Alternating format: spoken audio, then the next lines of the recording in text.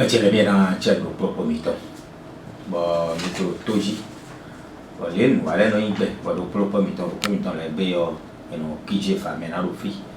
Bo mino do mo chama to e o fie mina suta to be na yon mino kwa ko so na ikuntanu aga do kan de ko etanta on de budo e ga de ro ko klafia na do to. To mo e no me yin le so ko si fie si fidebu na ije ko chebe. Which you bring Kaje on the road country, boy, and cherry suit to Kakasoy, or if you fit you when one. Make Babuno Yane, no plumber. I met on Sosarum here. Tiny Mobile Corporation, I think was up with an Omocotona left flammy, Mundali Tombo. Alessandra, well, Manahochi on a chip, because to a fossolito, a tiny Mobile Corporation to Pesa. Ndio kezoton to buntu vito sele do bunu wale su do bunu Alessandra Javu doni kudo azoton Tani Immobilier Corporation San Habitat pour tous na no to vito sele de que no to bono filmite no vimita bena na chenye bode ka oton ko me ajabo fiyoyo ganji majile robo jo sone ba jabo enfin sone bo pe da jabo ajobo ro bon to ben media kan mo jo mo école primaire publique fiyoyo ganji zobe courant no fini fide sone bi reçoit ma to sinzizin ko no fini Fioyo Ganji ou Adjabo, Joe Sonebo, Vedi Adjabo, Adjabo, and le micro Sonebo Koyo, a Joe Sonebo do domaine immédiatement de finir école primaire publique. Dans notre topic aussi dit que Zané Dio rentre n'avait ou ma home n'avait et ni wade ton se mettre et niveau. Adjabo, a Joe Sonebo 5 Koyo do domaine immédiatement de école primaire publique. Fio Runukun Ganji, Zobe Courant ko finir. Revient de nous. Fini de sous Runukun Ganji, Zobe Courant ko revient de nous dessous. Manjere domaine nobo. Nous azi goudron yo libre de timbena et na iton l'autorio, goudron na aussi heavy bouton l'autorio. Bon école primaire publique sous gobulo, domaine immédiatement mo fini ko fini piwe ko Runukun. Undo revient de nous. École primaire publique sous le goudron yo de aussi heavy bouton dio, à mo école primaire publique ko fini. Bon école aussi goudou, domaine immédiatement mo fini ko revient de nous. École primaire publique sous go 5 de fini PPP et 40 000. Z central au fini 350 000.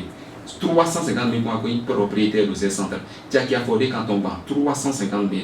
Tia qui a fondé quand on bat. Mandila domaine au nobo. Dieu église catholique Saint-Pierre Claverlou. Domaine immédiatement école primaire publique 350 000. Tia qui a fondé quand on bat. Toba. Dieu église catholique Gatombo domaine immédiatement au fini. Z tango Dieu goudron toi bangba. Tori commissariat 5 de fini PPP. Savi 500 000 pour un propriétaire. Nous 500 000 ça veut dire que nous avons fait les bureaux pour nous. Avranco arrondissement pas 700 000 francs. Adjabo, Josone Modo, double immédiatement mocho école primaire publique. Zivier et le groupe Veto a gagné 900 000 francs.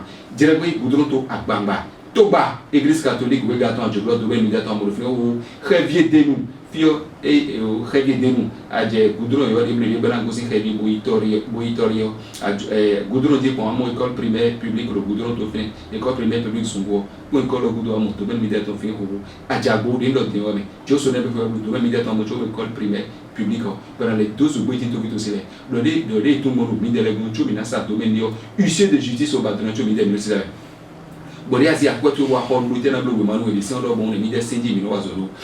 Bon, tu notaire qu'un acte notarié, tu nous géomètre de levée topographique de ton mais l'oiseau, comme il est bué, à dire que à vous dire, et nous y a le bon mal dîner, puis fan ingénieur génie civil, à local les caniers 62 12 04 12, nous 62 12 04 12, we go 66 67 71 49 66 67 71 49 alors quand les bureaux de WhatsApp bon mi mi bro audio c'est de lumière on c'est de mi WhatsApp di bon mi na gona mi mu jeme mo mi no filo se karo fo jaka azin kami to ton mi no filo se karo fo jaka de aje karo fo di ono zeta tu mon plaque mi ton état jodi phénomène Immobilier Corporation ça ala Facebook ya YouTube di mo Immobilier Corporation ça la mo mi ko ndi oh mais c'est to vito c'est mo lo ko tanda ato kije no be osimo e lui te si le lui wa de poi ba de fite no ka de ne ga so anu e ban ya churu yo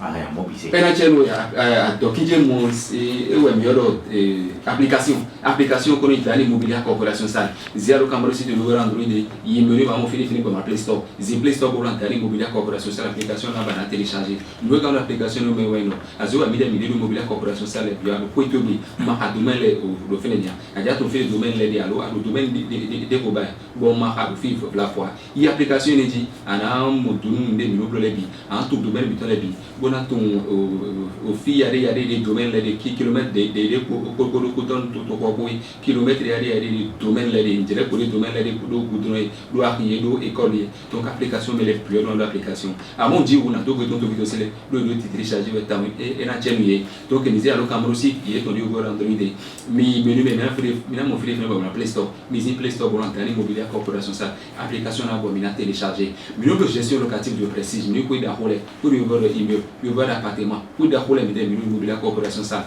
bon donc une propriétaire pour les bois elle mon propriétaire des petits c'est nous dit que mais le bon quand on pour le code de gestion locative de prestige ben nous j'ai une propriétaire l'antenne Immobilier Corporation ça à mon à diabolo te bomi nous me sonner bodo bomi mon domaine tu mon école primaire publique très bien de nous et à école primaire publique sur le domaine immédiatement à me le finir au goudron et on dit 350 000 qui accordé quand on va toba tu église ou regarde ton domaine immédiatement zetango j'ai vieux goudron toi banga tori commissariat 5 goudron finir pepe savi goudron toi banga 500 000 avranco arrondissement pas 700 000 à diabo jo sonner bodo domaine immédiatement mon futur école primaire publique fait le bureau ko gongon zivia le groupe Vito grandi 900 000 francs direct goudron to banga à local 62 12 04 12 62 12 04 12 66 67 71 49 alors quand vous les bureaux WhatsApp mais le filtre c'est carrefour Jara d'ailleurs filtre c'est carrefour Jara nous carrefour disait tu as mon plat qui est ton étage aujourd'hui